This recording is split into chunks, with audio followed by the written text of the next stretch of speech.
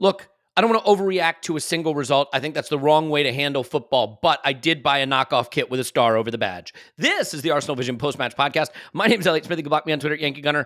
I'm not saying we're going to win the Champions League. I'm saying we might as well have already won the Champions League.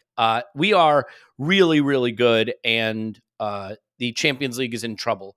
And I think they know it, and they should be very, very afraid. Welcome back, Champions League. That's all I'm going to say. I've missed it. I love this competition. This was a very nostalgic moment too, because it reminded me of the days when oh yeah, Arsenal just waltz into the Champions League and bully Champions League opponents at the Emirates, because that's just what we do, and it's also a reminder that we've been in a European competition where you tried to play whatever backup players, bench players, rotated players you could. Now we're in a competition where you can put your team out there and see what they're capable of. And we saw what they were capable of against a team that was willing to come play against us. And I dare say teams are going to see that and say, maybe we shouldn't come play against Arsenal, because it was a bloodbath. And I loved every minute of it. There's so much narrative too. We get tactics and we get narrative with the goalkeeper situation. We get to celebrate some great performances from individuals. And overall, I think it's a great way to go into the North London Derby this weekend, which we'll touch on a bit as well. We did the instant reaction, obviously, last night. It was a lot of fun. We had Lewis Ambrose on, so I want to thank him. Clive did his bit from the ground. I do want to just mention one thing really quickly, and I promise then we'll dive into this. Leah Williamson spoke at the UN General Assembly this week on behalf of the Arsenal Foundation and the Coaching for Life program. And I bring this up because I really believe part of this is obviously due to her visit to the Zaatari refugee camp. And as someone who obviously made that visit, it is a life-changing experience. But I really believe that her visit, that audience, the visibility of that program is in no small part related to your effort raising over £500,000 for the Coaching for Life program. And a powerful reminder that we don't have to be defined by our nationality or by our religion, our gender, our culture, our language, our politics, or anything. What we can be defined by is our generosity of spirit and our love for other human beings who are struggling. And this community exemplifies that. And to have that program discussed in the UN General Assembly is a huge moment for the Arsenal Foundation, the Coaching for Life program. I want to congratulate Mairead King, who runs that program, because it's a brilliant moment to raise attention on what they're doing there. But I could not do this podcast without thanking you for what you've done to raise the level of visibility for that program, and just to help with the financial contribution. And of course, we'll be raising money again in April. So we'll have a chance to talk about that more down the road. But I hope you don't mind the indulgence, because that's a big deal. That's a big deal, and we should all be really proud of it. So here to be really proud of everything Arsenal with me now is Tim. You can find him on Twitter at Stillmanator. Hello, Tim. Hello there. And Clive. You can find him on Twitter at ClivePFC. Hello, Clive. Hello. Good to see you both. Okay, let's just dive right into it. Let's do this first. Tim, you were there. Clive, you were there as well. The little, the football in the middle of the pitch being waved, and the champions, ringing out Champions League nights back under the lights. Was it like it never left? Did it feel like a million years ago? Were you nostalgic for it? What was the visceral feeling of Champions League football being back with Arsenal and at Emirates Stadium? Yeah, I mean, like I said on the pod the other day, my kind of prediction was correct. Not that it was a particularly insightful prediction, but I walked into my seat about 10 minutes before kickoff and everyone was there. Basically, I was pushing my way past people I don't usually see 10 minutes before kickoff where I sit, and everyone was in their seats. And I knew that would happen. In fact, I had a meeting, so I couldn't really go to the pub beforehand, so I had a drink in the concourse, and the concourse was packed like an hour before kickoff, and that didn't used to happen. That wasn't the case in 2016 when we were in the Champions League. We took those nights for granted, and that's just human nature because we had them all the time. This was different. Everyone was around. Everyone was buzzing for it. Everyone was in their seats, and you heard it, right? You heard everyone repeat that last line, which, to be fair, is the only line I think people can actually make out in the song. Can I suggest something? Don't go read the lyrics. No, I was going to say really bad. They're really dumb. Yeah, I'd point you towards Adam Hurrey's at Football Cliches feed, because Casemiro made this like completely milk toast bland statement about the Champions League and like, oh, these are the best games and the best teams, and Adam Hurrey just quote tweeted it with, he's just reading the lyrics from the Champions League theme tune. But yeah, it really was, and you could see as well. Maybe it's a coincidence, but you could see like the team started really fast. I think you could see it, like it got to the. When I say it got to the players, I mean that in a positive way. Like I'm at the other side to the tunnel, so I'm quite far away from the players. But when you can see facial expressions from about 500 yards away, I swear I could see Declan Rice smiling from the upper tier, and like, because a lot of these guys, it was their first rodeo, and I think that really played into the performance. You could feel the positive energy in the ground from the supporters and the players, and it all combined very, very nicely on the night. Yeah, well said, Tim. And Clive, I guess instead of asking you about your feeling about the Champions League being back, I mean, certainly feel free to give me that as well. But I think this leads into the interesting conversation about rotation, non-rotation, and ultimately, of course, we're going to have to talk about the goalkeeper situation pretty close to the front of this podcast. But like, the players want to be in this competition. You can recruit better when you have Champions League. And you sure as hell can't say to a Bukayo Saka who's come through the academy, we're rotating you out for the first Champions League game at the club in years. You can't say to, any of these players who have put in and paid their dues and put in their time in Europa League, and in some instances, no European football at all, and say, hey, we're resting you. So how important do you think it is for players to get their opportunity to make their mark in the Champions League? And if you want to start to turn that into a question on the goalkeepers, you can, but that's obviously the next place we're going to be going. No, I'll leave the keepers for now because I think that's worthwhile Okay. section on its own. Oh yeah. Yeah, you split for the top elite players. You have international football, Premier League football, and Champions League football. And international football, we can debate where that sits in the realms of things, quality wise. I mean, there are certain players who don't play for their clubs that are playing for England right now, so we can debate that. Premier League football is almost like a World Cup quarterfinal every Saturday, it feels like. They're just major events now in the world. And Champions League football, I think for me, it's a club, financial, sporting ambition recognition of who you are. And it provides sporting opportunities and financial opportunities if you're at this competition. And that's it. And it just goes alongside your club status. So I think it's important for us on those angles. I think over the season we will debate this competition in a slightly different way, but it's not for today. We'll debate it, what it really means, what the structure looks like. But it's going to change next year, right? So this is the last group stage, I believe, and it goes into the Swiss model next year. So the competition is a discussion we're going to talk about, I think, a lot, Elliot, hopefully, if we're where we want to be in the league, and what it really means and how it really adds to the season, and how it adds to our players and how it defines how we build our squads, which maybe does link into your next question around goalkeepers. Yep. So I'll stay with you for a second, Clive. The hardest thing in football is to try to embrace the need to constantly improve, the need to get better from a talent standpoint, the need to continue to raise the level, while also not giving up the soul of your club, which is about passion and love. Support isn't just it isn't just logic. And I know there are people, Scott does amazing data analysis, right? And there are people that love that side of the game. I enjoy that side of the game to the extent that I understand it. But football is nothing without the passion. It just isn't. It has to have that component. And so when we talk about getting better, we have to really find a way to see the logic of it without losing the emotion of it. And that's my preamble to the Ramsdale discussion, Clive. And you spoke so eloquently and articulately on the instant reaction about this. I really believe Ramsdale had become a position we could upgrade. I really believe that. Not because he was bad, by no means bad. An important part of how we got here, of course. But there was some metrics that told us that his shot stopping could improve. I think his passing had regressed a bit, some of the long passing.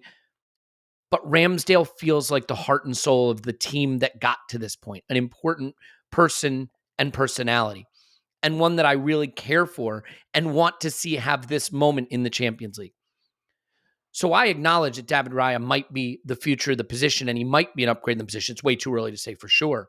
But I couldn't help feeling a little bit sad for Ramsdale at the same time. How do you balance looking at this from a cold and calculating perspective, but also weighing the emotional connection we have to Aaron Ramsdale, the player, and his importance to the squad that's gotten this far?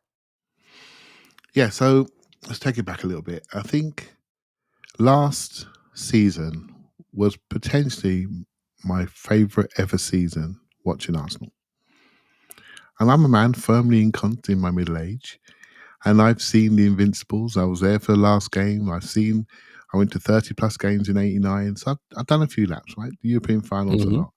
Last season was my best ever. And the reason why it's my best ever was from the people that I shared it with and the emotional connection that I felt to the club and to the players and to the people around.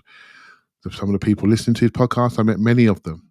And that's what made it my most favorite season ever. An organization is a collection of people. And the name over the door is important. But I guarantee you, people listening to this right now, if they're working, they might have big firm names over the door, but it's 5 or 10 people that take their life, that make them happy or sad on a daily basis, or give them promotion opportunities, etc., etc. Those people define your emotional state. Aaron Ramsdale is one of those people for me that has really, really helped to drive one of the connections from the players to the fans, and he has an impact to me and how I feel about the football club. However, there's another side to me, and people say, "Oh, this position could be upgraded." I didn't hear David Raya's name mentioned on one podcast last year. None of us was thinking about it at the front of our mind, but there was opportunity there potentially. But when the opportunity became available, we took it, and I'm not sure how he's going to play. I'm genuinely not sure. My mind is open. I've said many, many times. But I've watched the second game. Tim saw both games. And there's a feeling when you watch this guy that you will be lying to yourself if you can't see that this guy's good. Right? You'll be lying. You just be lying. He's good based on the small sample size that we've seen so far. How this going to play, I have no idea. I'm worried it could be a distraction to the club. I'm genuinely worried. People don't need much to look at ways to bring Arsenal down. If they can create something that pricks our serenity and our connection and alignment, this is sitting there 2-1 favourite, top of the list. Right? So how this is managed is going to be important going forward. Have I got a preference? Not really. Just football. My dad used to say to me when I was young, when I used to go out with some dodgy girls, son, there's good, there's better, and there's best. I'm not. Make sure you end up with the best. I got bad news for you about what their dads were telling them, by the way. There's good, there's better, there's best. And it always stuck with me. Always be prepared to, there's always something, for football, there's always somebody better than you around the corner. There really is. There's always somebody better than you around the corner. And you have to accept it. You know my thoughts, Elliot, on this, mate. I've once been in a press conference and Mikel walked in. I looked into his eyes and I basically froze. And basically, nothing in those eyes told me he's interested in the Carabao Cup. Do you know what I'm saying? He's interested in the top trophies in the league. He is a serious man and he wants to go all the way and bring us with him. And I'm afraid whatever happens here, I support it. I support it. Yeah. I mean, ultimately, I think you have to look at it this way too. For Aaron Ramsdale, before we get a little too sad for Ramsdale, because I do feel a bit sad for him, Aaron Ramsdale was relegated twice. Now Aaron Ramsdale has played keeper for a team that finished second in the league and chased a title. Aaron Ramsdale will play in the Champions League. It may not be till Lens at home or something. He'll play in the Champions League. He's raised his earning power to a level that he never would have been able to raise it to. He's playing at one of the biggest clubs in the world, and he's battling for a place. That is what happens at these big, giant clubs. And ultimately, He's in a wonderful place in his career, an absolutely wonderful place. And by the way, this still might be his job. I want to be clear that I'm not saying he's lost the job and it's now Raya's, even if that appears to be where this might be headed. I don't think that's determined at all. I think we have an actual competition for places. So before we move off this, Tim, Clive, go ahead. No, I'm not prepared. I wrote it down. I'm not prepared to write epitaphs just yet. Right? I'm not. It's 2 games, right? And in the first game, David Raya was foot perfect. Yesterday's game, he kicked the ball out twice and said to the bloke next to me, he's got to go, that boy. You know what I mean? He's got to be dropped. He's got to go. Yeah. He's kicked the ball out. What's going on? We need to make a change.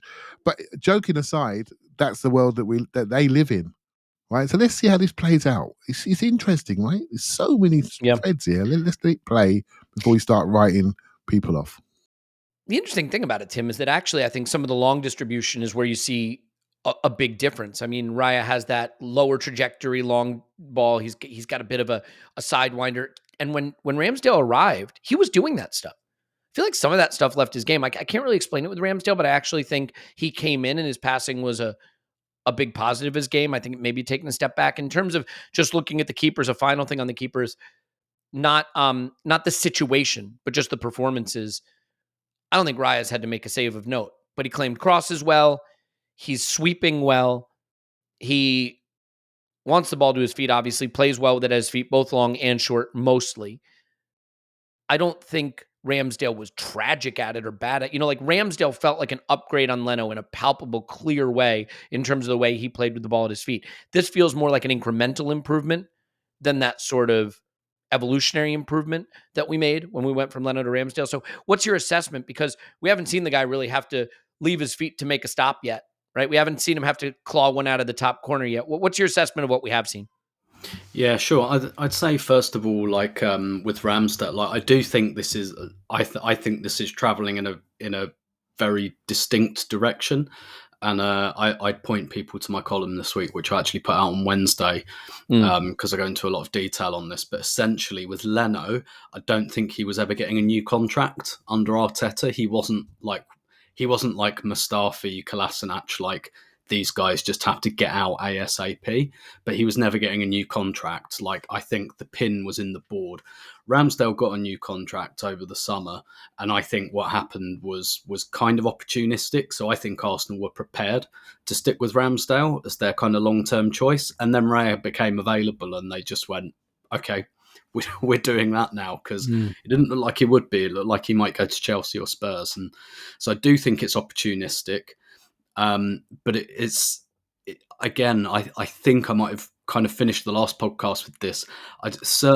Certain quotes and phrases stick with me in football. One that always stuck with me was, I think this is so similar to when Arsenal bought David Seaman, when they had John Lukic, and John Lukic had won the league. And they interviewed George Graham about it, because everyone was kind of up in arms about it and going like, what are you doing?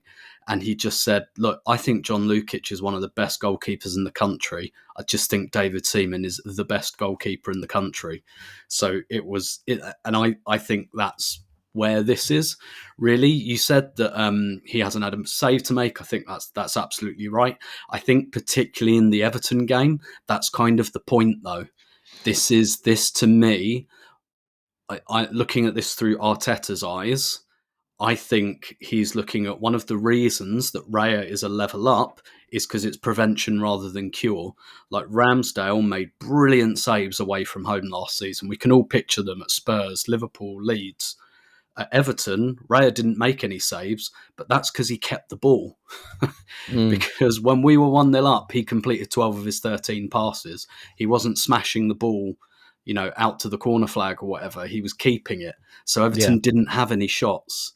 And I kind of think that's what he's thinking. This is prevention over cure. So, and look, Clive's absolutely right. It's only been 2 games.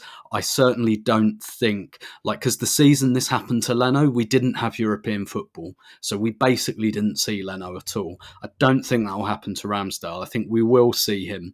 I think we'll probably even see him in a game or two in the Champions League group stage. However, I do think the Occam's razor explanation here is that Raya is the new number 1. And I know lots of people have asked us this after the last podcast, honestly, and And Elliot, I think you deserve credit because you raised this over the summer. I remember in LA, you said to me about Ramsdale, is this a position where we could upgrade? And I kind of said, well, it'd be stupid to say no because I don't think Ramsdale's the best goalkeeper in the world. I don't think he's a problem. But yeah, lots of people kind of said, honestly, what's Ramsdale better at than David Raya? And that's why I think this is bad news for Ramsdale, because Raya's got the long distribution as well. It's not like they'll swap on that basis. Yeah, and look what Manchester United did. And I mean, please do, because it's hilarious. But, they had a keeper with no feet, and they swapped it for a keeper with no hands. And I've stolen Lewis's line there from the instant reaction, so pure full attribution. But these clubs recognize they can't play their football if they don't have an elite football player between the sticks, and so that's what they're all going out to do. Ederson last season, everyone talks about everyone talks about Ederson as elite. Ederson actually had a middling statistical year last year in terms of his shot stopping. But what he does in terms of sweeping him with the ball at his feet is critical to how City play. And he's a critical component of that team. Alisson obviously is, next level. All these clubs are looking at that as a position that plays football now. And we are clearly too. We've taken an opportunity. Let's see how it plays out. If Ramsdale played every game the rest of the season, we'd be very, very good. If Raya plays every game the rest of the season, we'll probably be very, very good. So I can be relaxed about it. And I think emotionally, that's the part that people are going to struggle with. But elite football players should, if they don't, they should understand that this is their life. It's about competition for places. Clive, in terms of how this game went, I think there's one big thing that's different about this game that I want to ask you about. And then we can get into Saka scoring our first Champions League goal in 7 years, and we can get into the Jesus of it, because I think those are two huge stories. But just the simple fact of playing a team that dominates their league, right? I mean, I think they have 13 goals scored, 1 allowed. They're top of the Eredivisie. They came to play. And at times I was like, what's this? We're getting pushed back a bit. What's this? They're passing forward, because I hadn't seen it all season. But because they came to play, suddenly our attack had space. And my goodness, if you were worried if our attack could click, as I have been, if you've been worried about the attacking talent, the attacking effectiveness, just give these guys a little bit of space. Bukayo Saka must have been like, wait, there aren't 3 defenders in front of me. I don't understand. Why aren't there 3 defenders? There's only 1 defender in front of me. What are they doing here? They're idiots. Do you think that almost was like a tonic for this team to play against a team that wanted to play a little football and really get to stretch their legs, strut their stuff, and play with a little panache? Because we took PSG apart with the space that we saw for the first time all season, So I think I'm excited about being in the Champions League. Let's just say that, number one. Mm-hmm. I don't mean to be Mr. Do Me today. I don't know why but I can't. Go for it. You're wearing all black. Mock turtle on. Let's do it. I have to speak my truth, right? When we were last in the Champions League, the Premier League was not as strong as it is today. The revenues that we have in the Premier League versus the other leagues in Europe is significantly higher. We are a very good team. That's why we are 4th favourites for the competition. That's crazy. Because you haven't realised what we left behind when we were getting bucked by Bayern Munich, and we were thinking, can we get to the last 16 so we can lose there? Cheers, right? That's because, but the Premier League now is a different league, right? We have got smart people, smart execs that buy players at the right age, develop them with the best coaches in the world. That has changed over the last 6 years. So I expect this. We have got 4 times the revenue of PSV. We shouldn't be worried about this game. I don't care. Right? It's exciting. I don't want to take the excitement away, but let's keep a lens on ourselves and where we're going. We're really good. We are really good. The stuff we've been talking about is 5% margins. We talk about Aaron Ramsdale, who's just had a fantastic game for England against Scotland. Fantastic. Made Jordan Pickford look like a dinosaur, right? Fantastic. Comes into Arsenal's team, we're thinking, well, the trajectory of his kicking is not very good. He's playing a cut of long balls extra. Well, mate, give him Jesus to kick to, and I'll tell you what, let's see what happens then. Because we saw what happened last night. The kids take it down his neck, and no one's near him, right? So we just have to get a true perspective on what we are watching. This is one of the best Arsenal teams. I watched it when I got in last night. I watched it, and they flashed over the team. There's a camera bit, the Champions League music's going. I looked at our team. I thought, bloody hell, we're good. We're good. No Timber, no Party. Who else is injured? We're good. We're really good. No Martinelli. I think, bloody hell, we're good. Look at our bench. It's good. We are really, really stepping forward. And, I will say, going forward yesterday, it was wonderful to watch. Some of that may be space, some of that may be quality, to be confirmed. But we found ourselves, Elliot, the sort of Arsenal that you like. We found ourselves. It was just wonderful to watch the centre forward play like he did. Wonderful to see our wide men so intelligent when they received the ball and released the ball inside. To see Kai Havertz so engaged in the team was really good to see. And Mike Odegaard's going to a whole new level, right? That's just 5 players we mentioned there with Trossard. They are proper footballers that are highly intelligent, multifaceted, multi-skilled, right physical balance. It is really, really good. And we should be bopping PSV. Big time should be bopping them. And we've got to make sure we do that to get ourselves into the later rounds, but it really counts in the last 8 when I think this competition really kicks off. Yeah. Yeah. And ultimately, Tim, like, to me, if you're an Arsenal marketing department person, you're sitting there and you're going, all right, we're back in the Champions League. Some things we need to do to make sure that we make the most of this occasion. And if we could, probably went to Mikel. Mikel, if it's not too much to ask, could you ask the players for have Bukayo Saka score our first goal in the Champions League in 7 years? Because that would be really nice for us. And they did it. and I'm sure the marketing department appreciates it. Do you want to just quickly touch on, we don't have to go long on this, but I think there is a poetry, a symmetry about the player who lifted us psychologically from the depths we were in for several years to a new place, kind of became the paragon of hope in the club, right? The reference point for what a bright future we could have, scoring the first goal. And really looking a little more effervescent and sparkling in a game where he finally didn't have to stare at 3 defenders in front of him every time he had the ball. Yeah, absolutely. Do you remember that tweet he put up? I think it was during the lockdown season where we'd lost another home game to maybe Burnley or something. There's a picture of him sat on the turf, and it just said, "Arsenal fans, you deserve better." And like, you go back and find that tweet and look at the replies, because everyone's like, "No, mate, you deserve better." and for the last couple of seasons, it's like, this guy should not be playing in the Europa League. This guy should be nowhere near that anthem, should not have that badge on his shirt. This guy, even this Champions League group stage for a player like Bukayo Saka is child's play. This is a guy that should be winning the competition in his career. I really hope he does it with us, because if he doesn't, I'm sure he'll go somewhere and do it before the end of his career. And yeah, it really, really was. And I think when you look at, we've made a lot of good signings. Like, I look at everyone, all 16 players that played yesterday. And again, that kind of thing we've said in past podcasts, look at the guys who didn't even get on.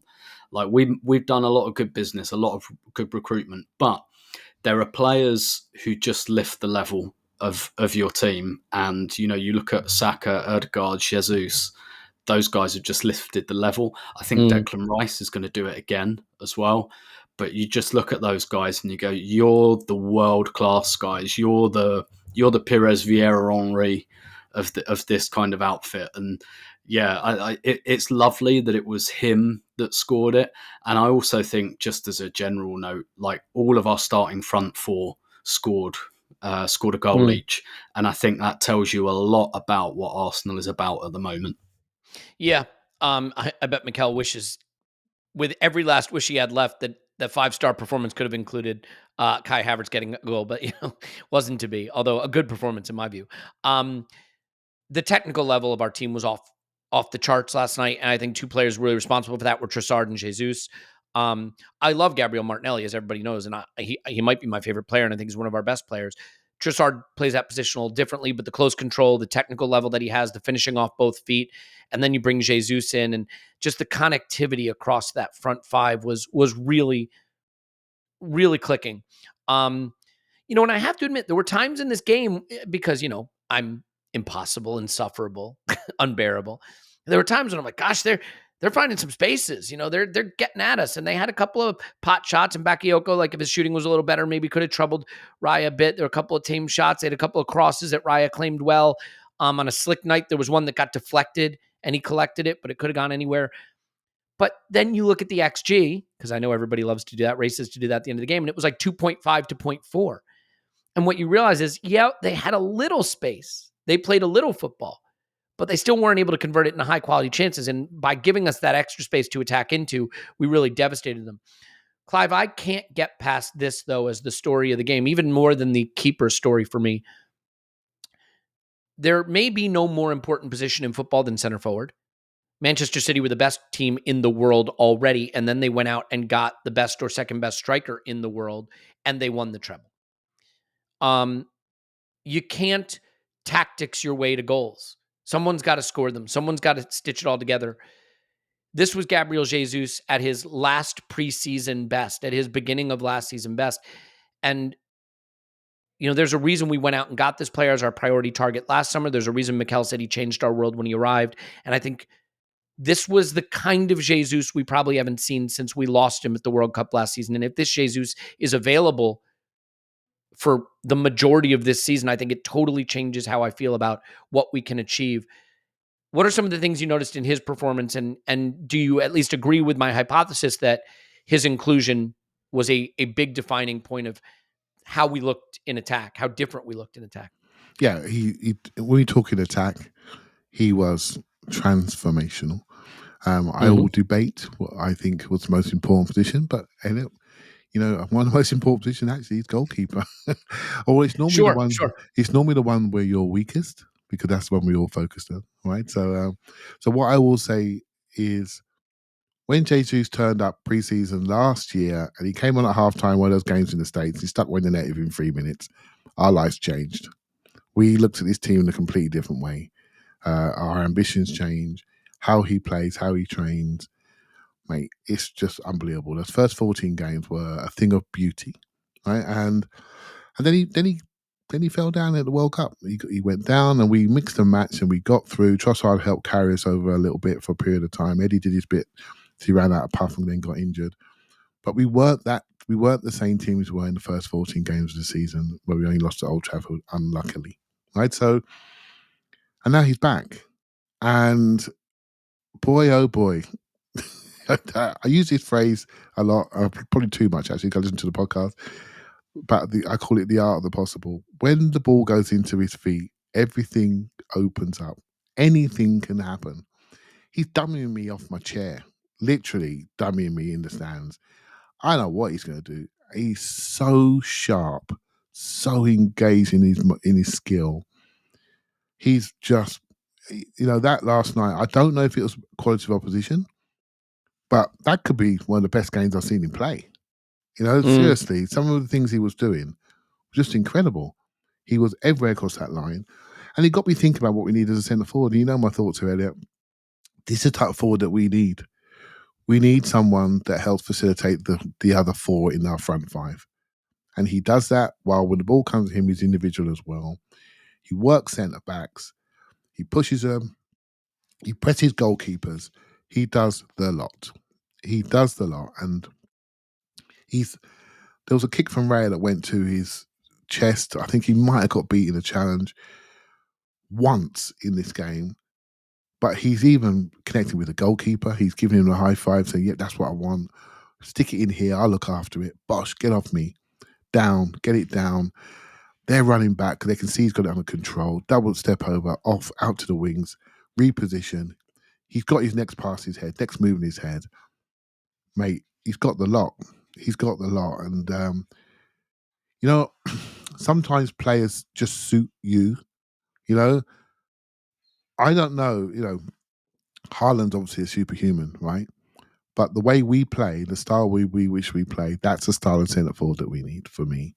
And when we're thinking about how we want to upgrade or support him, it's that style, that facilitation style that allows other people to really drive from the sides and the half space, lane forward, and really drive in there. That's the sort of player that we need that facilitates that. That's when we look like the team that we really like. Yeah, Yeah, it is transformational. It's a word we used so often last season before we lost him. And then it's like we memory hold it.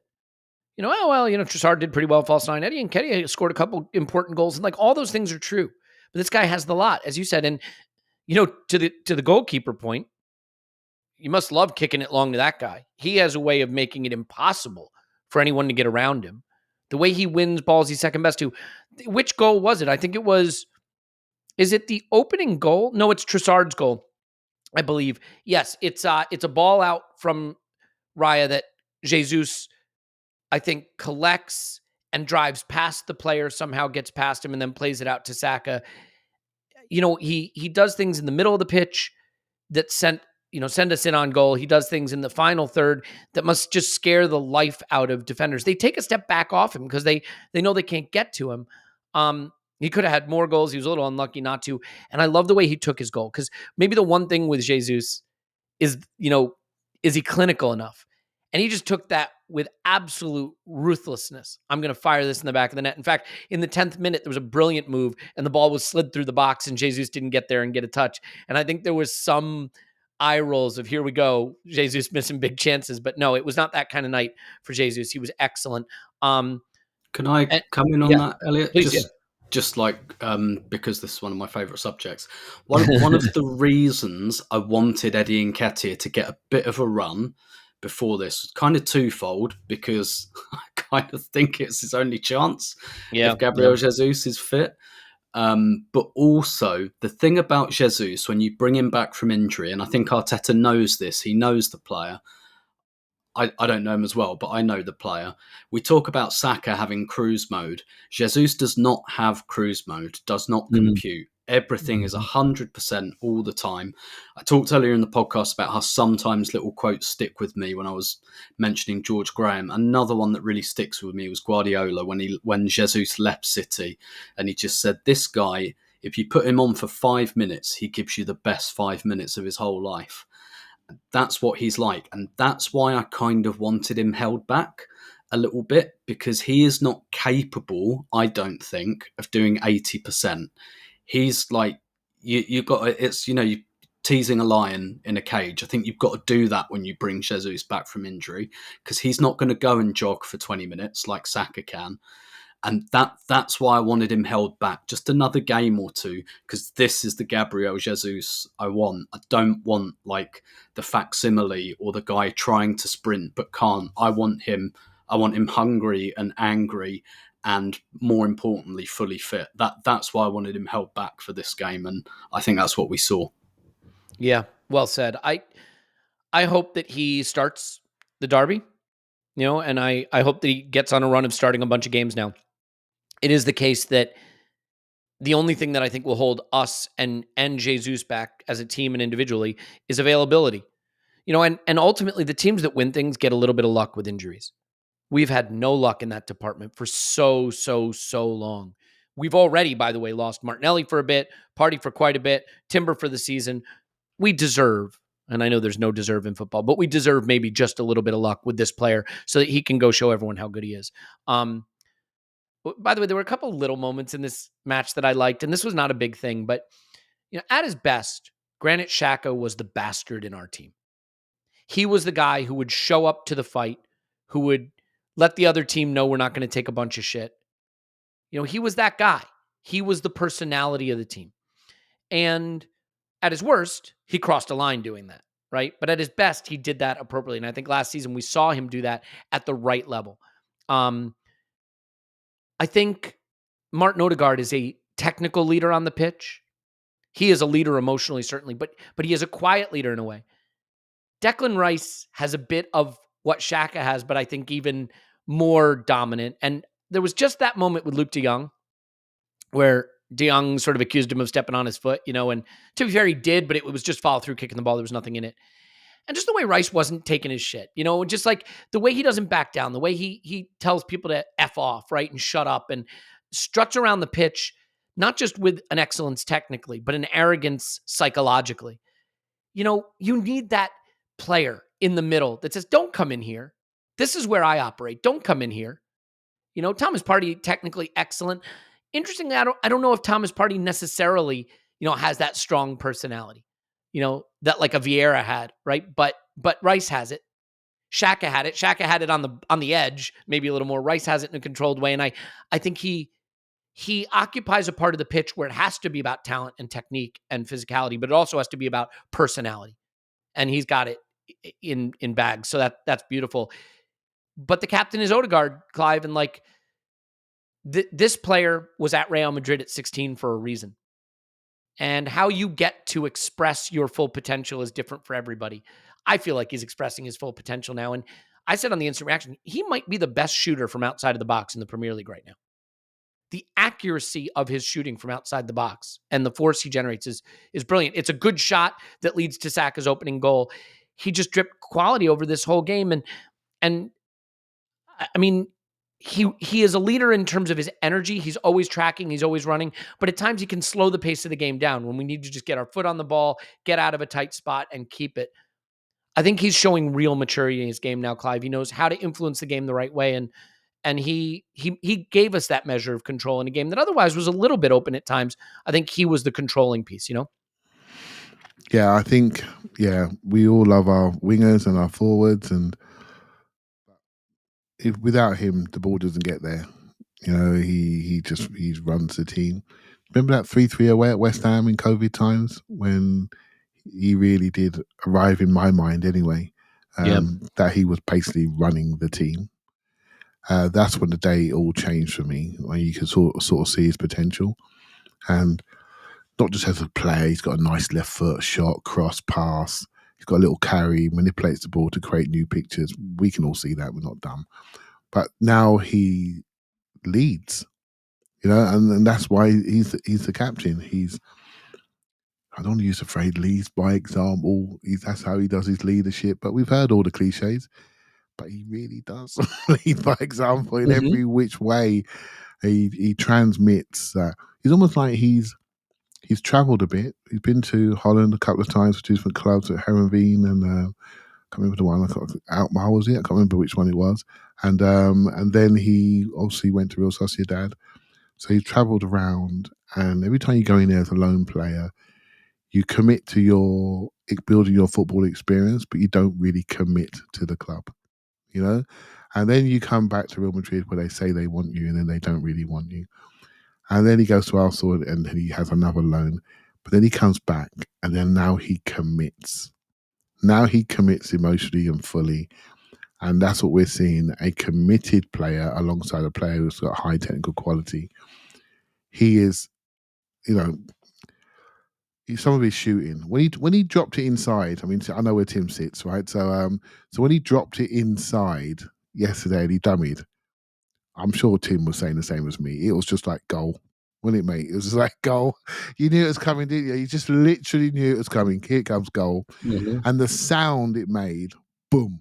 And it was just in. He just started standing up. It was in. Right? And that's how sure we are about what he's doing. And with technique, you can always see when someone addresses the ball, how they approach the ball, what's going to happen. And I thought we looked really good in our preparation yesterday, not just him, but other players. They could almost telling you what they were going to do and telling other players what they're going to do. And I find them really interesting players to watch technically. If he had another, let's say, if he had another yard of speed, real true speed, then we are talking the very, very, very best. But he's somebody now, for me, he's in top 3 in the league. That's where I think he is. Right? I don't think there's much better than him. So long may it continue. Yeah, well said. Really well said. I do want to get to a bit of a Derby preview down the road, but there's a lot more to talk about here. First, I think some interesting comments from Mikel after the game. There's Emile Smith-Rowe getting on, which Mikel said he was so proud of him and proud of the reception he got. I do think credit to the home fans, because once upon a time, and I realize 7 years will do this to you, but once upon a time, a Champions League night against PSV at home would have been not even a full ground and maybe not a very loud ground. It was loud, certainly not the whole game, but at times the Saka and Emile Smith-Rowe chant when he was getting ready to come on was brilliant. And he just got a great reception. And I'm sure he knows he's not where he wants to be at the club right now in terms of where he is in the pecking order, but he got to have that Champions League night. And there are other players that would certainly have loved to have gotten that. before we move on to a couple other topics from this game, I'm just going to reference the Saliba moment. He's running with the defender, with the attacker. Was it Bakayoko he was running with? I can't remember who it was. I don't think it was actually, but he's running with him. And you're like, oh, I think he's going to get there. I think he's going to win the foot race. And he gets there and you're like, what's he doing? Is he slowing up? Like, just get the ball out, get it away. Run it. No, he's like, no, I'm not going to do that. I'm going to get dribble. I'm going to Cruyff it. I'm going to turn. I'm going to carry it up the pitch.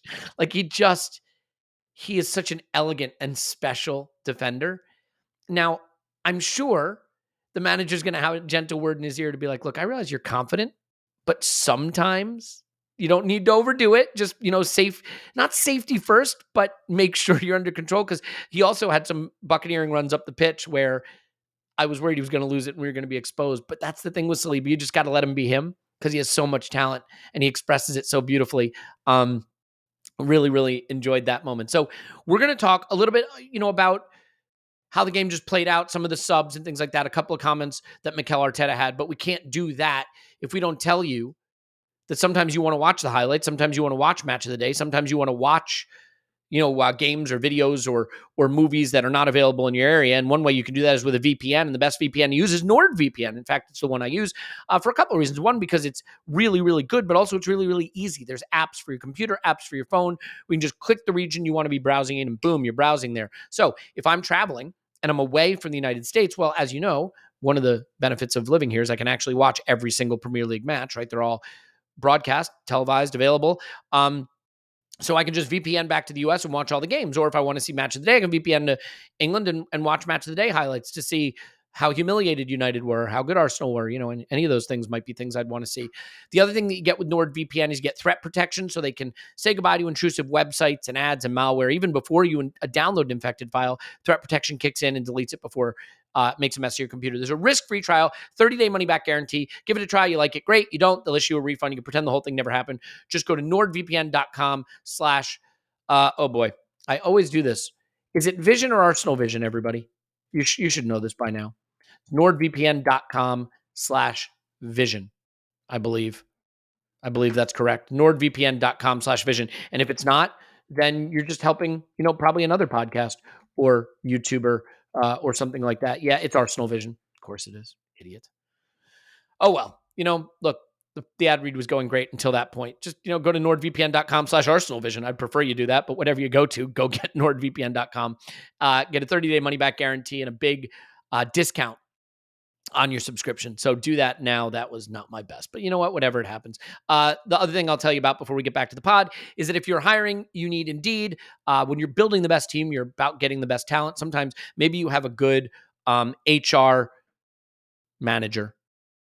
The HR manager's good, but the HR manager's dad goes on a lot of podcasts, and the HR manager, maybe sometimes kicks the ball long under pressure to make the game a little more tense. So you get a new HR manager who's just better with the ball at his or her feet. Is that a key aspect of HR managers? I don't know, but Indeed can help you find an HR manager that's good with the ball at his or her feet.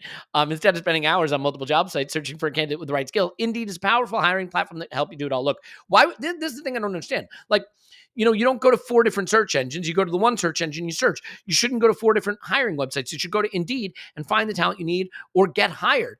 With Instant Match, over 80% of employers get quality candidates whose resumes on Indeed match their job description the moment they sponsor a job, according to Indeed US data. So it just makes sense to me. And one of the things that I really like, because I think, I don't want to pay for things I'm not getting.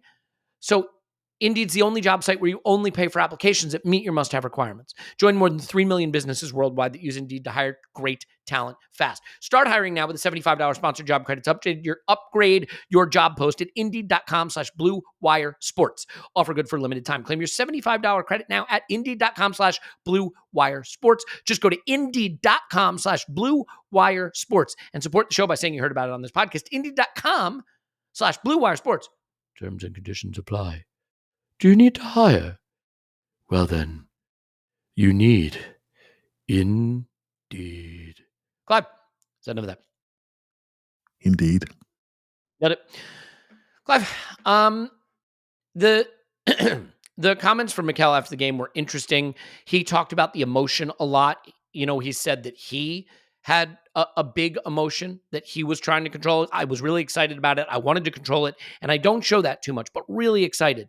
It's part of the journey. It started last year. We earned the right to be in this competition, which is where we have to be as a club. And now we have the responsibility to produce what we have to produce to stay at this level. And on the players managing their emotions, he said, I could sense that. I think we have tried using that energy and that emotion in the right way, talking about the enjoyment. We have to compete at this level, but there has to be a part that we have to enjoy as well, these moments. In the end, it's what you remember, and I think it's going to be a good memory. Clive, this was something that stood out to me. At times this season, I felt the team had been a bit tight, almost a bit nervous, knowing that the Premier League is about winning every single week because of the relentlessness of City. This was the most joyful Arsenal I've seen. This was a big occasion. But they didn't look overawed by it. They looked excited for it and played with verve and played with panache and real joy. Did you notice a difference just in the general sort of lightness in the way we played? Do you think it had to do with the space they had, or do you think that there's maybe something about being able to take a break from the relentlessness of the Premier League that let them just have a little more fun on the pitch? Because this felt like a fun performance. Now, of course, it's 4-0. I'm going to say that, but it felt like an enjoyable performance start to finish for me. Yeah, I think maybe the early goal helped set the scene. I will say, when you say I think the players felt a bit sort of laid down by the Premier League and City, etc., I think the fans are feeling that.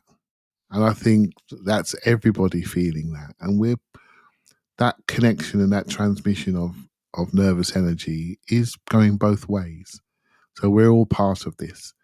You know, let's be honest, mate. We're still getting over the drop 2 points at Fulham from one corner, right? So, and we've indexed that to death, you know. And we do need to relax. And I've been trying to say to people were wearing their flip flops that day, and we were worried about it.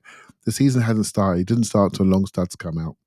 It doesn't start. That's when it really starts. And it's hard to say that because of this light blue mass that's up there in Manchester, just pervading over our thoughts day and night. We just have to forget about it and just do what we do. You know, we have to, and just focus on the next thing in front of us. There was a nice feeling there yesterday. It was always going to feel good. If we'd have gone behind, we'd have all said, "Oh, crikey, back in Europe again. We don't manage these games very well. We don't manage another competition very well." But scoring the early goal and seeing everyone so engaged had to dissipate straight away. Was there more space? Yeah. Was some of their players of good quality? Well, they were for a short period of time. They couldn't live with our intensity over a longer period of time. Our substitutions came on and started moving them around, shoulder to shoulder, bodying them off. We're a good side, right? We're good people on the bench that are desperate to play. And that's all because of the environment that's been created where people are desperate to have their moment in the sun. They don't want to be sitting there in street clothes. They want to play, right? And that is the number one currency in any football club. Minutes, they want to play. It did feel nice. It felt free. It felt different. But I think we all play a part in how that feels. You know, and I honestly think the fans are getting it. And I saw it in the last home game. Before that, the Manchester United game, that was a big moment. The fans are getting it. I mean, I think the fans were 2 tenths beforehand, and they're getting it. And Kai Havertz was the one where I really saw people really trying to help him, really being behind him. They're trying to play their role. They really are. They're trying to not go down that path, the obvious negative fan path. They're really trying to stay with this, even though deep down their stomachs we're all petrified for the big games ahead in case we lose them, etc. But I think we're more excited now because we've seen both sides of our team look good. We're looking at the back door and the front door looks quite good. So, yeah, let's just see what happens. But I do think it's a collective feeling, and maybe the connection between us now is more aligned again between the fans and the players on the pitch. And if that continues on Sunday, I think we're going to be good, mate. Really good. Yeah, I think we are too. So I want to turn towards the derby here in a minute, but just before I do that, Tim, the Kai Havertz thing, I'll just mention it quickly. Like, Mikel was asked about him at full time. He said on Kai Havertz playing a different role, he was very connected today in the game. It's true that I asked him to play in 2 different roles in regard to the opponent's behaviors. He's so intelligent the way he does it. It's just finishing 1 or 2 actions that we had again, but it's coming, and he's so willing to do it. I do feel for Kai in a way, because sometimes you just need it to go for you to unlock everything. And right, the crowd yells shoot. He shoots. All right, he scuffs it a bit, but it deflects. And does it nestle into the corner like it did for Declan Rice to win the United game when everything's going for Declan? No, it squirms wide, right? Jesus lays it off. It's on his right. He toe pokes it into the sky, right? It's those little final moments not quite coming off, but the all-around game, I think, is quite good, and good enough that I certainly wouldn't be disappointed at all if he stuck with him. I know Vieira's knocking on the door.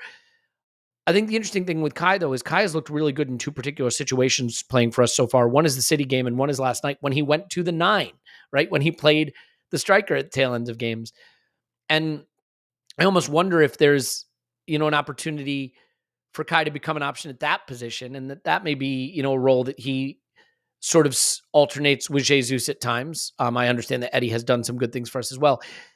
Overall, I think this is going to be a big decision point for Mikel going into the derby, because by and large, I think the rest of the team is falling into place, especially with absences. Do you think he did enough? Like, I think what Mikel would have liked, I think Mikel would have loved it if Kai scored a hat trick and made it obvious he's arrived, he's here, he's my guy now. Not because he doesn't want to play Vieira, but now he's in that very tough situation where he's got two players in Kai and Vieira who are both pretty good, but I don't think either one's made it clear you have to pick them.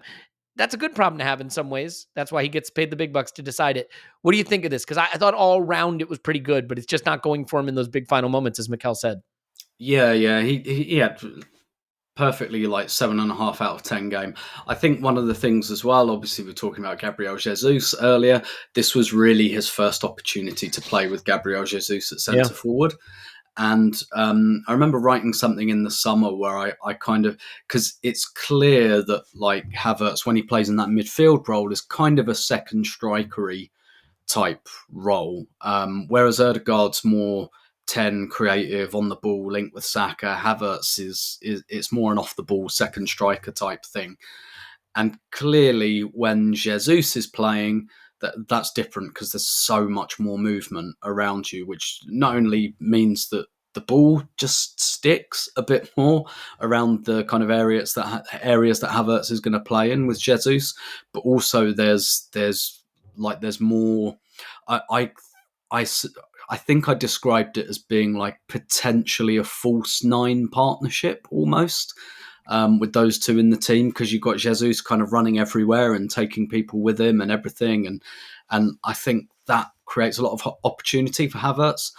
What's the goal he scored in pre-season against Barcelona? It was when Jesus was playing and he attacked the back post, and that's exactly the sort of goal I think Arteta really envisages Havertz scoring a lot of this season. And it's, it just is the case that when Jesus is there, there's more movement, there's more chaos. The defenders have to do more, basically, and it opens up spaces. So I think that was really significant. And also, when he played up front at the end, I think he's looked quite good closing out games there. Same on the first day against Nottingham Forest, he finished the game there. And I think on this occasion, that was just kind of a game state thing as well, because the team was really feeling itself. It was loose. It was 4-0. And the kind of opposition have given up at that stage, and Arsenal are playing like training at that point, isn't it? And I'm sure Havertz looks great in training. So I perhaps put slightly less stock in that given the game state, but I think him playing when Jesus was playing and putting in possibly his best performance of the season so far, I think those two things are likely linked. Yeah, I think that's probably right. The other thing, the technical level of the team is very, very high. I think it is really interesting watching Trossard play with this group and play with Jesus and the positions he takes up and how he switches sides and how he finishes off both feet. He and Martinelli are totally different players. They're both so good, and they play the position in very different ways. I think one thing that Martinelli does that keeps him starting a lot is he doesn't just run going one way, he runs going the other way, right? He helps Zinchenko out because Zinchenko is going to be all over the place as well. I think Martinelli's an excellent counter presser and excellent recovery runs defensively. But Trossard certainly has a technical level that I think is a bit higher in terms of connecting, finishing off both feet. I really enjoyed this performance from Trossard, and you know, he's a player who just since he's arrived, he's been so important for us. We've been so fortunate to have him, but I do think it changes the way we play a little bit. Do you have some thoughts, not just on his quality, but the difference in how we build up and attack or play with Trossard versus Martinelli? If there are any things that you've spotted that maybe change the dynamic a little bit with him there versus Martinelli holding the width, running the touchline, I think Martinelli's travelling a bit more than we give him credit for.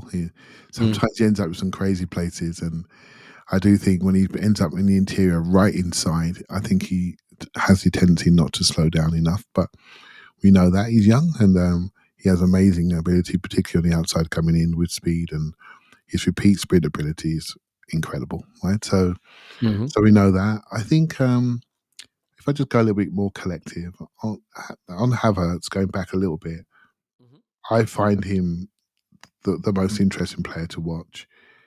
The 2 times I've seen him play higher up, I think he's looked better. I think he's a traveller. He needs to travel, and he needs to be free to travel. The false 9 type thing we do, facilitation thing we do at centre forward, allows him to travel. When we play him as a left day, I think he has to be a bit more structured, and I think that potentially emotionally constricts him. That's what I feel. I've seen him play twice as centre forward with my own eyes, and I have not seen a problem at all. Right? He can do it. Absolutely. In the 8, it's a work in progress. But then we can all see the plan. We can all see the box crashing plan coming from that left-hand side. That's one to work through. One thing about the game last night where I felt we had a weakness was in wide areas. I thought the 2 wingers got around our fullbacks on occasions, and I couldn't see it. It's down Tim's end of the ground, so I couldn't see it. But I couldn't see the danger and quality of those crosses, but I could see that we were being ripped on the outside a bit. And your point about Martinelli and Saka getting back in, they do it when they really have to, when they really need to. But in some ways, I want them to cheat a bit as well. But they're so honest, they're young, they're so honest, they get back in and they work really hard defensively because that's what the manager requires from them. That's the one area I felt was a bit of an issue for us. And how we then compensate for that, because, Elliot, I know you think about us on the ball all the time, but off the ball, if we're going to get stretched out in those wide areas, or if I'm Ange on Sunday, I'm saying, let's stay high and wide and see if we can stretch them out, and let's see if we can make their wide men come back and do work. Do you know what I mean? And that's what I would do. And so that's something for us to work on. I thought we got done on the outside a few too many times, but they weren't smart enough to get combinations. Trossard now, he's just the king of availability. Ball comes into his feet, he receives it. He knows when to drop, knows when to come inside one lane, when to stay out one lane, to go over the top. His timing is supreme. His brain is exactly the same as everybody else's in the team. It was like he was born to play for this club. I mean, and when he come onto the shot, much like the Odegaard shot, is at my end this time, Tim, he had the same sound, bang, corner, side netting job. It's the technique and the high level of finishing is just off the scale. I mean, it literally is. Everyone's going, whoa, look at that. It's literally like that. He's a fantastic player, and I trust him. When he gets on the ball, I trust him. He's going to do more of the right things. Can I trust him both ways when it comes to the biggest games? I think so. But it's just one thing to note. It's not all flowers when you watch a football match. There's always something you can improve upon. I think we got to watch our outside edges, shall we say, although we defended the box really well. Yeah, I agree. I mean, this is not a Trossard criticism. I do think that we saw a more exposed Zinchenko than we usually see. So I think that is Zinchenko was such an important part of how we play. Very few fullbacks are very good 1v1 defenders anymore because the wingers are so talented and tricky, and it's very hard to stop them. You put a fullback isolated on a winger, and the winger has a huge advantage most of the time. I mean, Trent Alexander-Arnold is an important part of Liverpool. He can't defend at all, right? So you can have a fullback who's a little weaker if you support them. I actually thought Ben White, who had a great second half, was kind of on skates at times in the first half. I think he there's something about Ben White when he gets pushed real deep into his box where I think he doesn't commit to where he wants to push the player, and he takes too long to commit. Clive, what do you want to talk about that? Because I struggle to analyze defenders, as anyone who's listened to this pod knows, but there's something about how he does that. We saw Rashford take advantage of that a little bit against him as well. And I thought he had trouble with that in the first half of this game. I was worried. I would have said in the IR, but I forgot to say it. But I said it at the end. I thought maybe he could come off. He could come off in this game because I could see Tommy Asu warming up. I thought he might come off, not because he was struggling. Just Noah Lang's not a bad player. He looked his yellow card was pretty funny.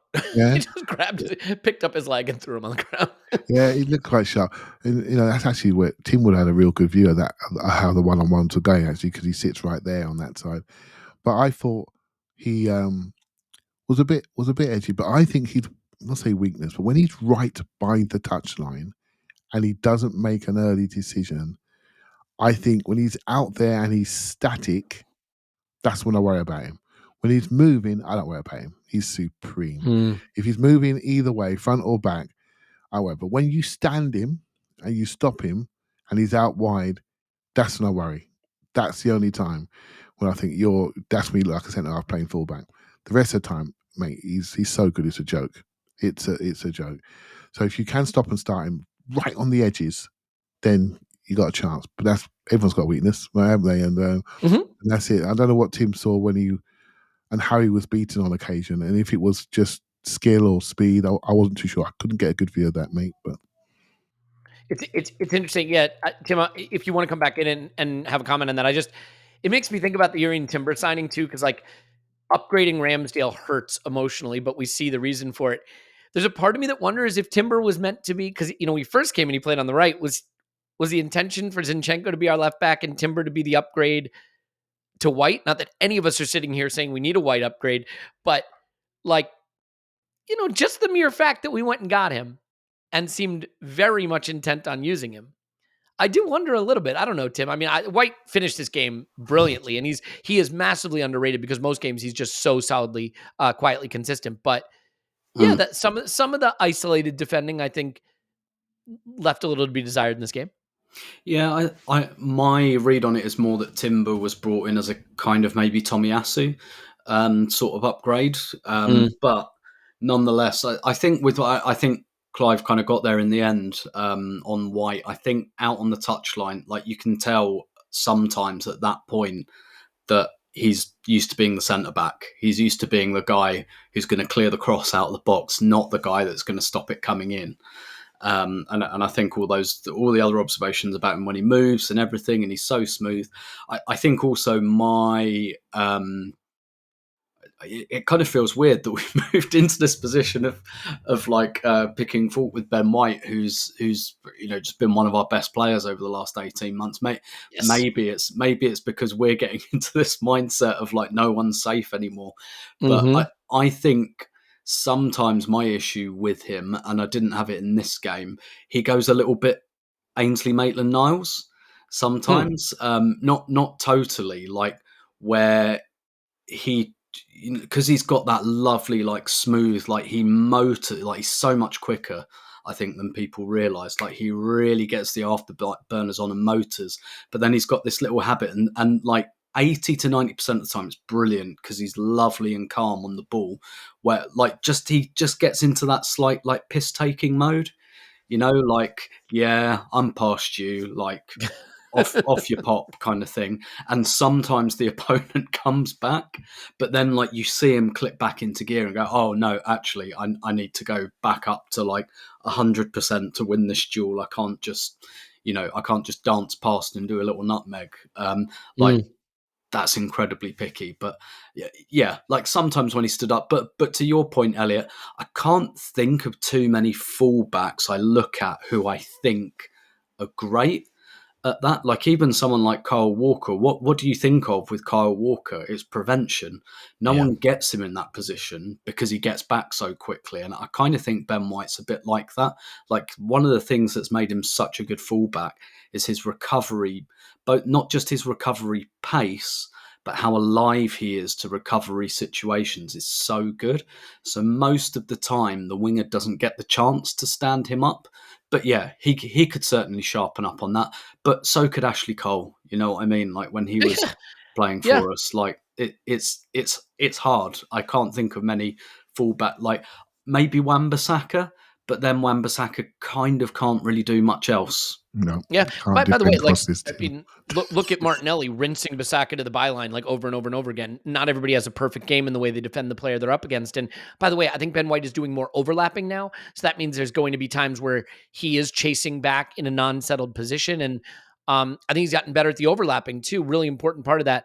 I'm going to give that back to you, Clive. I just want to, by the way, praise real quick before I forget, Gabriel Magalhaes is a player we just never talk about. And it's a shame because he's so good. But for Jesus' goal, he plays the chip ball over to Trossard that winds up being the assist. We think of Saliba as our technical leader from the back in a way, but Gabriel has some passing range that doesn't get enough love, and I adore the player. Clive? Yeah, on Ben White, I think, he's always been my player of the year, right? I think he's a special player, and obviously we try to talk about tactics on here on occasions, and when we're talking about our 3-2, Ben White's on the outside of that 3.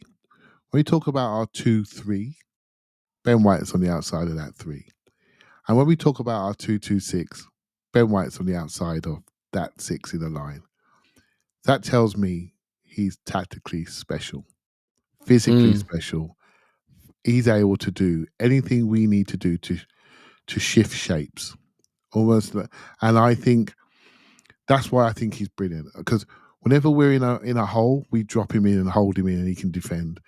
When we need to box the middle, really control the middle, he does that, and he gives us the extra outside Saka.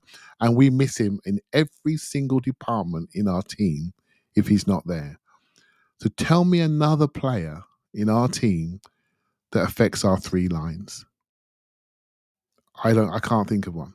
Right? So directly by his position.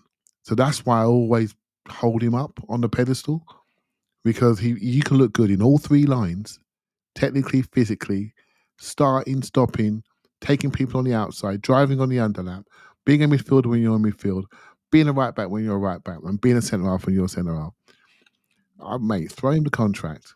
Throw in the contract, which for me values that amount of tactical flexibility that you get. Can't see any other player able to do it in our team.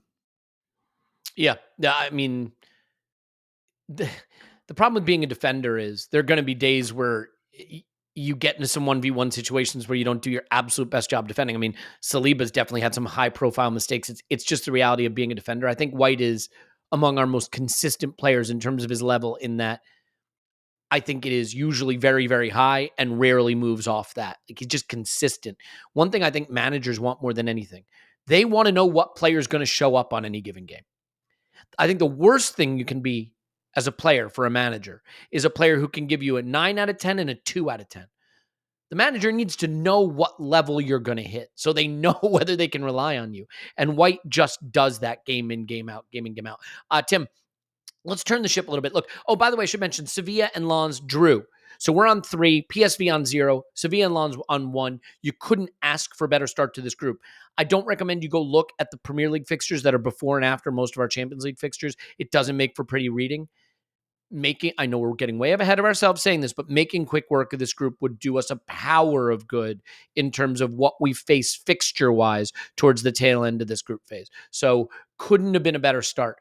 If we can beat Sevilla, you're already looking at a situation where we're on 6, maybe PSV are on 3, Sevilla on 1, and Lens on 1. Like, yeah, that would be great. But Tim, the derby comes up this weekend, and in a way, this was an interesting test case for it, because I think what we're going to face in Tottenham, and this is so weird to say because it's been years since you've said this, is a team that wants to play football as much as we want to play football. If you look at their games, they have possession in their games. That's what they do, right? They are a possession-oriented team now, and ball.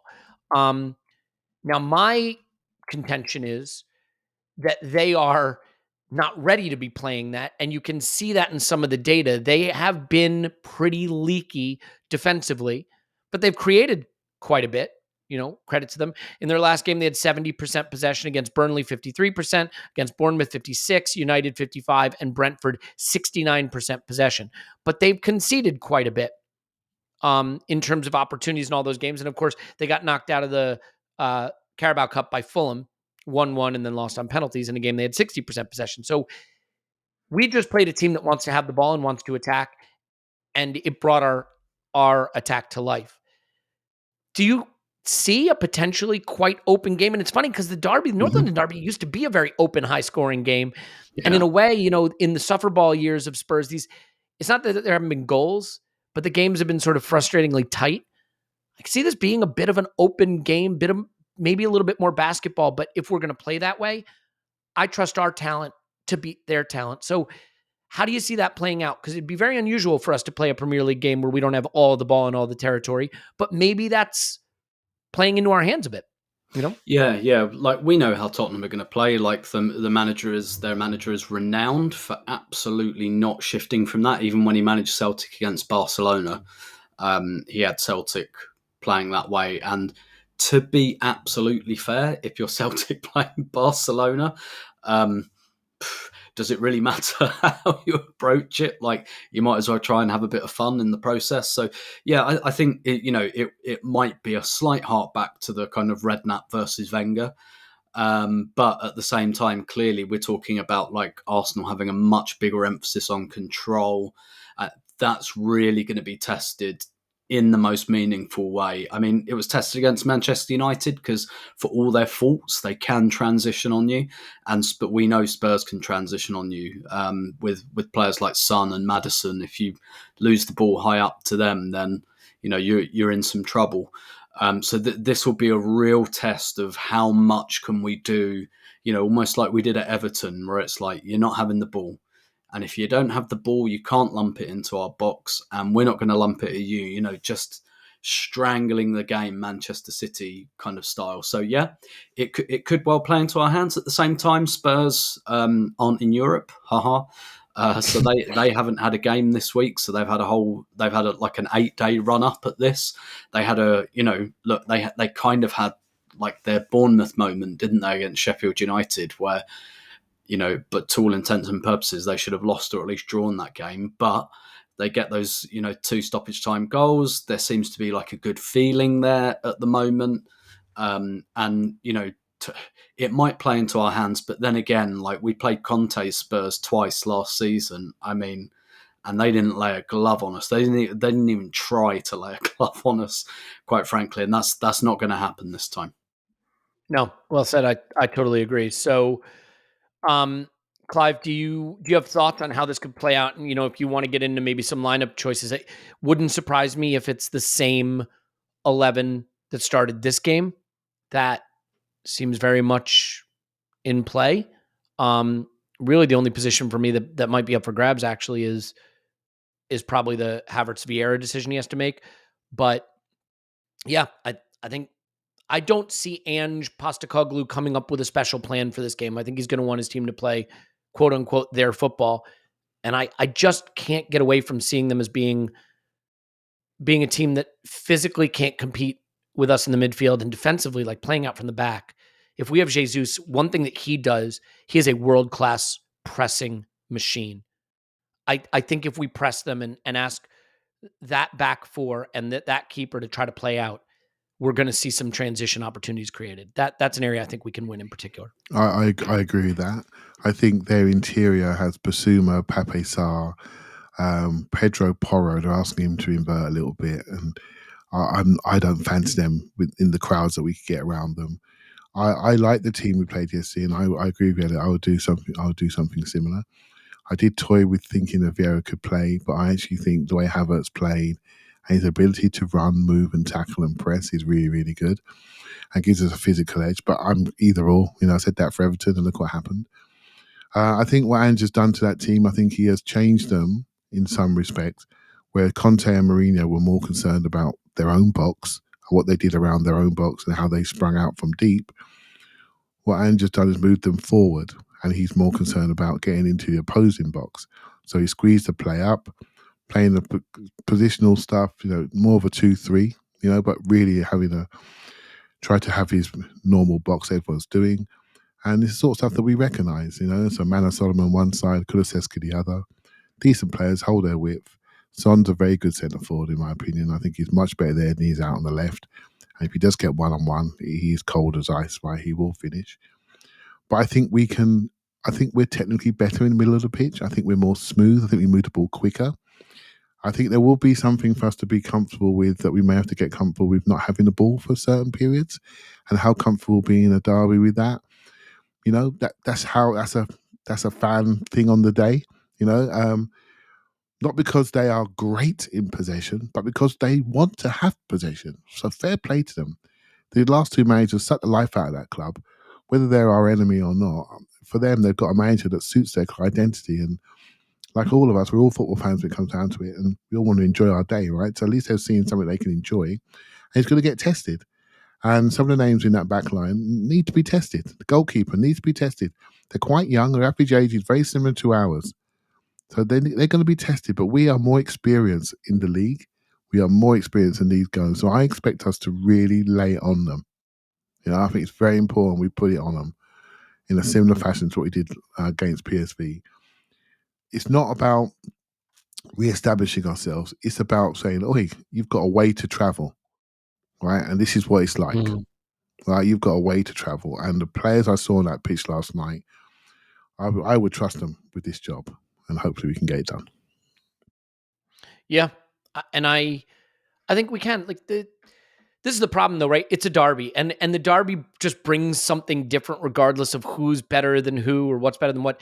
Look, it's the first time we're going to be facing them without Harry Kane in years and years and years, and I am really excited about that because we don't have to book the Harry Kane penalty, which is nice because that's one goal in particular that we don't have to face. Now, whether they give them 2, 3, 4 other penalties is another story. I also think Harry Kane, one thing that's underrated about him is the way he uses his strength.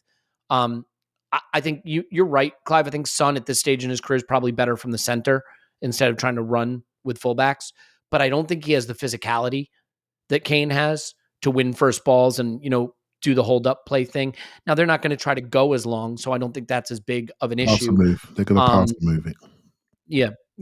Exactly. But when you look at who's going to be passing, I mean, Yves Bissouma is a better player than he's given credit for, but I don't think his technical level is super high through the roof. I don't think their center backs have a high technical level. I think Porro is mediocre. Like, they're going to face a press, and I think it's going to hurt them. So we'll just see what happens. And if it is a little more back to front, what we saw from Arsenal's attackers against PSV is give them space and they can kill you. But if Bukayo Saka doesn't have to face 3 defenders in front of him in the derby, he's going to destroy them. So like that's just fine by me. I think you have to give them credit, to your point, Clive, for the way they're trying to play. But I don't think the way they're trying to play can live with us at the moment with the talent that they have and where we are in our progress versus them in their progress.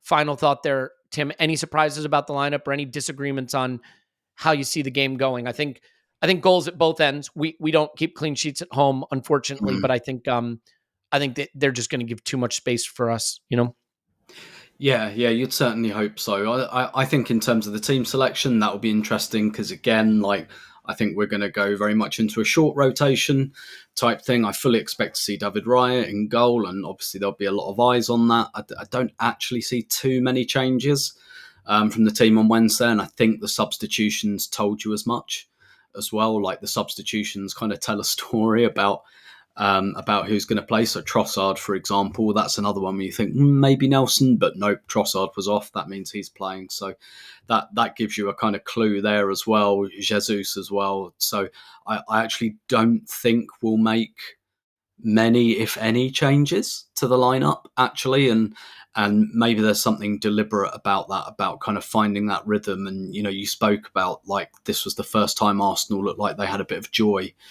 in their game this season. So yeah, maybe that was kind of deliberate, that Arteta wanted to play the team that are going to play against Tottenham, and like you say, the approach of PSV probably broadly similar to the approach we're going to face against Spurs. So yeah, I think we all know what this game's going to look like. It's just a case of which way it goes. Yeah.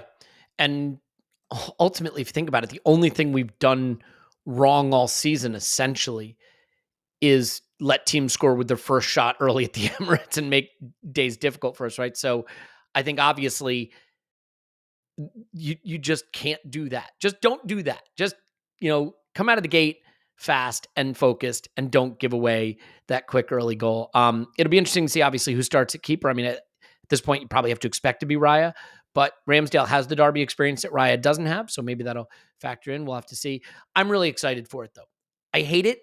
It's awful, but I'm excited for it because, first of all, I think Harry Kane's been such a thorn in our side and he's gone. And secondly, I do think we're facing a Spurs that want to play in a way that maybe for the first time in a long time gives us a chance to express ourselves a bit. I hated playing those Spurs teams, whether it was Mourinho or Conte, where you knew they were going to play suffer ball, bunker, and kick it long to Kane, who's going to try to win a first ball down and just make it a second ball game. And we're not in that kind of football match this time. At least that's not my expectation. Let's leave it there. We'll have something for you tomorrow. We might even do a rewatch. I don't know, Clive, you want to rewatch the Champions League game? I don't know. See what the people say, right? See what they say. We can do. Well, if you want that, let us know. Of course, you'll have an instant reaction from us. Derby over on Patreon. We'd love to have you over there, but we're just thrilled to have you over here. And it's a special week for Arsenal. Champions League is back, and now we get to face the hated enemy, I think, strutting our stuff a little bit. So let's look forward to that. We'll leave it there. Tim's on Twitter @Stillmanator. Thank you, Tim. My pleasure as always. Clive's on Twitter, Clive PFC. Thanks, Clive. Thank you very much. My name's Elliot Smith. You can block me on Twitter, Yank Gunner. Huge weekend following a big week. Big, momentous time for the club. And so glad we get to share it with you. We love you. And we will talk to you after Arsenal 10, Spurs 0.